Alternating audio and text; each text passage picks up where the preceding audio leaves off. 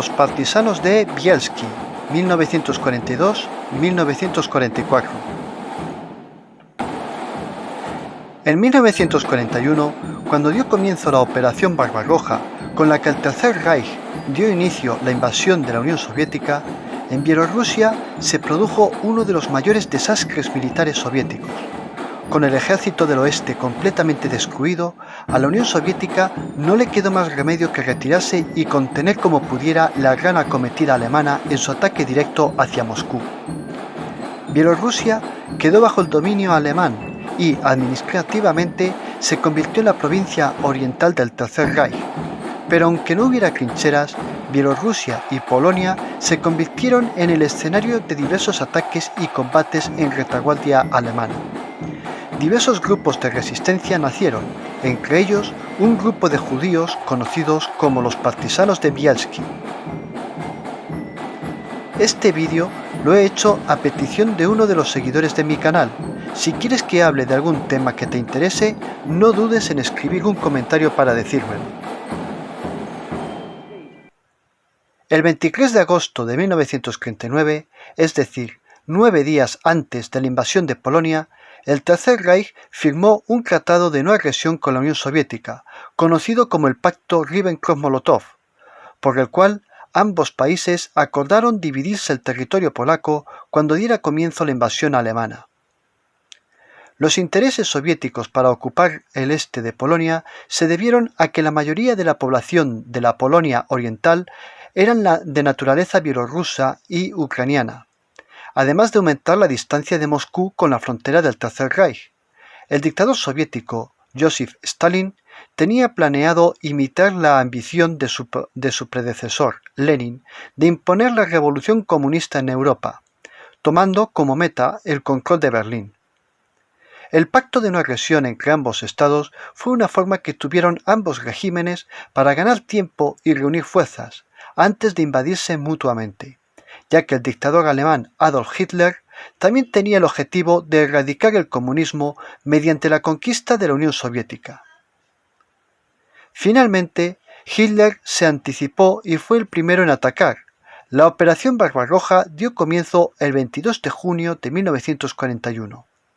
En la batalla de Minsk, de la que hablo con detalle en otro vídeo, el Tercer Reich tuvo una de sus brillantes y más espectaculares victorias militares, usando la táctica de la Blitzkrieg.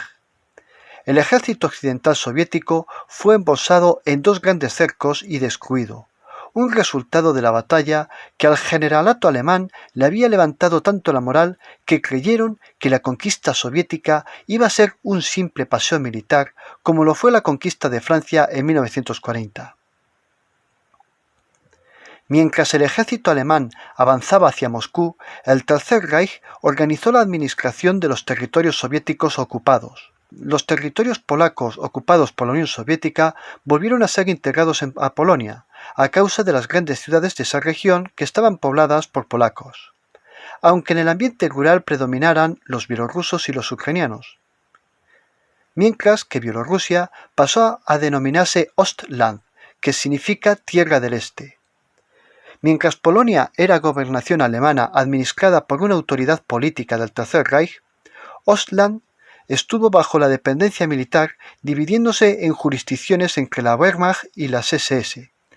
De la gestión civil de Ostland se encargó el Gauleiter Wilhelm Kube, quien por cierto fue el fundador de los cristianos alemanes, un movimiento religioso que englobó a las distintas corrientes luteranas y protestantes que apoyaron al nazismo para luchar contra la Iglesia católica y adaptar la ideología nazi a su doctrina religiosa. La actividad partisana en Bielorrusia se activó inmediatamente. Los alemanes avanzaron y ocuparon la región. Los partisanos atacaron las vías y los depósitos de suministros alemanes, además de sabotear las comunicaciones, realizar atentados contra oficiales alemanes y emboscar a los convoyes y patrullas. No todos los grupos partisanos fueron comunistas. Hubo una gran mezcla de ideologías, principalmente de izquierdas, además de grupos locales de pueblos en donde los invasores abusaron de la población y de judíos, que lucharon contra las políticas raciales y de exterminio perpetradas por los nazis. En Bielorrusia se encontraba la mayor población judía de toda la Unión Soviética, al ser una región con una actividad insurgente muy activa, y al ser precisamente zona de guerra, los jerarcas nazis llevaron a cabo una forma mucho más directa para cumplir con la llamada solución final, es decir, el plan para exterminar a los judíos. Dentro de las regiones militares alemanas del Frente Oriental se dividieron varias zonas en las que operaron los Einsatzgruppen, encargados de realizar pogromos, deportar y exterminar a las poblaciones judías. Los Einsatzgruppen fueron escuadrones de la muerte que dependían de la autoridad de las SS. Una de las características más destacadas de los partisanos de Bielski era que en sus acciones priorizaban siempre dar refugio en lugares seguros a los judíos que conseguían escapar de las deportaciones y matanzas nazis. Los partisanos de Bielski estuvieron liderados por los hermanos Bielski, siendo su principal cabecilla Tuvia Bielski, un activista sionista molinero del pueblo polaco de Stankiewicz, que hablaba yiddish pero aprendió alemán en la Primera Guerra Mundial, cuando el ejército alemán ocupó Polonia, porque tuvo mucha cercanía a los soldados alemanes. En 1927 realizó el servicio militar obligatorio en el ejército polaco y al ser licenciado volvió a Stankiewicz para seguir trabajando como molinero. En 1939 su pueblo fue ocupado por los soviéticos y en 1941, tras la invasión alemana, la población de Stankiewicz fue deportada al gueto de Novorodek, en donde fue masacrada en diciembre de 1941. Tuvia y dos de sus hermanos, Asael y Alexander alias Zus, junto con otras 30 personas, sobrevivieron a la masacre y pudieron escapar del gueto a los bosques cercanos, en donde fundaron su grupo partisano que, en sus orígenes, ayudaron a escapar del gueto de Novorodek a los judíos. Debido a que los hermanos Bielski procedían de una familia campesina muy arraigada en la región, además de conocer con detalle el terreno, antes de la guerra tuvieron su popularidad y eso facilitó mucho que los vecinos bielorrusos no judíos de la región colaboraran con los partisanos de Bielski, tanto en acoger a los judíos rescatados como en suministrarles armas, comida e incluso dificultar las actividades de los Einsatzgruppen que persiguieron al grupo partisano. En cuanto los partisanos de Bielski fueron creciendo en número y su popularidad también fue aumentando, pues muchos judíos se habían librado del exterminio gracias a ellos, su región de actividad se fue agrandando gracias a la colaboración de la población local. La actividad partisana se llevó a cabo en Lida, Minsk, Ivye, Mir y Baranivich. Al principio los judíos escapaban de aquellos guetos y huían al bosque buscando a los partisanos, pero Bielski ideó un sistema por el que un partisano guiara a los judíos huidos a los bosques en donde se escondía la insurgencia. A finales de 1942, un soplo informó que los nazis se disponían a realizar una matanza en el gueto de Yuge, por lo que los partisanos realizaron una operación especial en la que salvaron a 100 judíos. Si ya la resistencia Bielski era conocida, esta acción lo popularizó mucho más y varios judíos integrados en grupos partisanos comunistas decidieron abandonar esos grupos para unirse a los partisanos de Bielski, ya que, aunque el comunismo no tenía unas políticas raciales contra los judíos, lo cierto es que en su ideario sí había distintos puntos antisemitas que crearon más de una fricción entre el comunismo y el judaísmo. Además de los partisanos llegados desde la insurgencia comunista, las filas del grupo de Bielski se engrosaron con la participación de los refugiados judíos que habían salvado. Los partisanos de Bielski no tuvieron una base fija, eludieron a los Einsatzgruppen moviéndose por distintos bosques cada cierto tiempo. Hasta el verano de 1943, cuando las SS desplegaron a 20.000 soldados y gendarmes para cazar a los judíos, polacos y partisanos de la región. Además, Kube ofreció una recompensa de 100.000 Reichsmark por la cabeza de Bielski. Por aquel entonces, 700 hombres y mujeres formaron parte de los partisanos de Bielski y un grupo tan grande era muy vulnerable y fácil de localizar. Tras unos cuantos encuentros y combates con las SS, a Bielski no le quedó más remedio que elegir el bosque de Naliboki como refugio permanente para sus partisanos.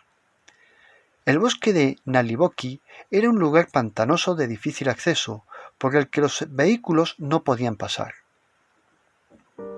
No todos los partisanos de Bielski hacían labores de guerrilla. La mayoría de los componentes del grupo eran familias judías buscadas por los nazis. Había niños, ancianos e incluso personas con alguna discapacidad. Bielski ideó una sociedad que fuera más o menos autosuficiente, muy parecida a las comunidades judías de antes de la guerra.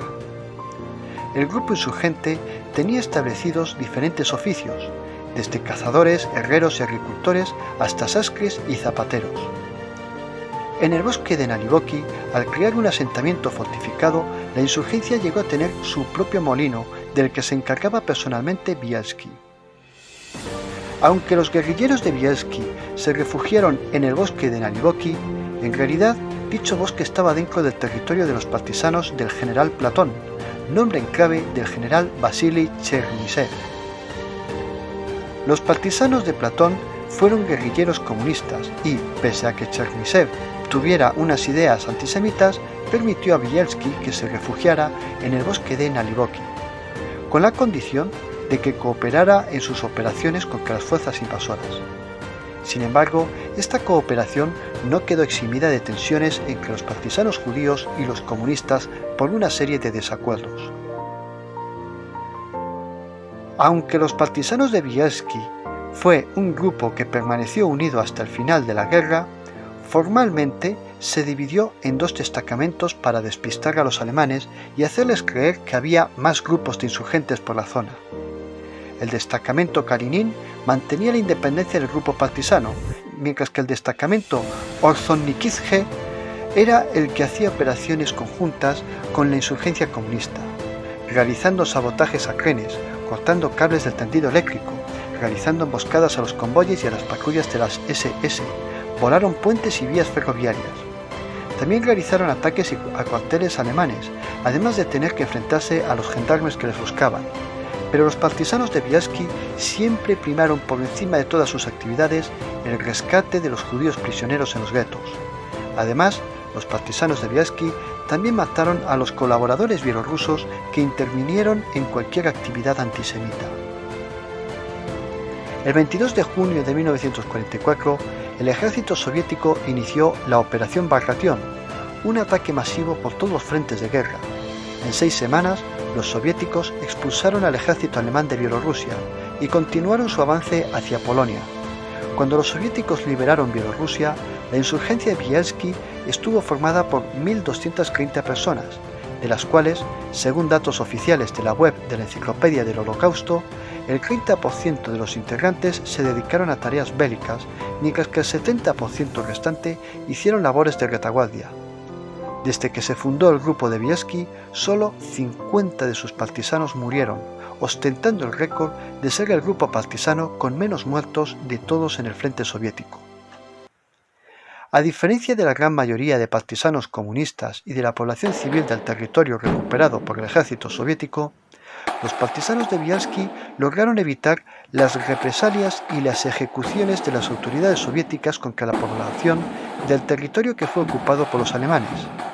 El ejército soviético realizó una serie de violaciones según fueron liberando su territorio, además de ejecuciones a civiles y partisanos, pues la NKVD los acusó de estar contaminados por las ideas nazis. La condición judía de Bielski y de sus partisanos los salvó de los horrores comunistas, porque fueron usados como propaganda para fomentar la resistencia judía en la retaguardia nazi. Pero en cuanto la guerra en Europa estuvo a punto de acabar, la práctica totalidad de los partisanos de Bielski huyeron a Palestina, en donde tendrían que volver a recoger las armas en 1948 para defender la independencia de Israel. Tras la victoria israelí, el Tzahal, las fuerzas de defensa de Israel, le ofrecieron a Tuva Bielski ocupar altos cargos militares en el ejército de Israel, recién nacido. Pero Bielski rechazó el cargo y emigró a Estados Unidos. Si te ha gustado este vídeo, dale a like y suscríbete. además de escribir un comentario para decirme qué te ha parecido o para proponerme algún tema que te interese de que hable en el próximo vídeo. Un saludo y que todo vaya bien.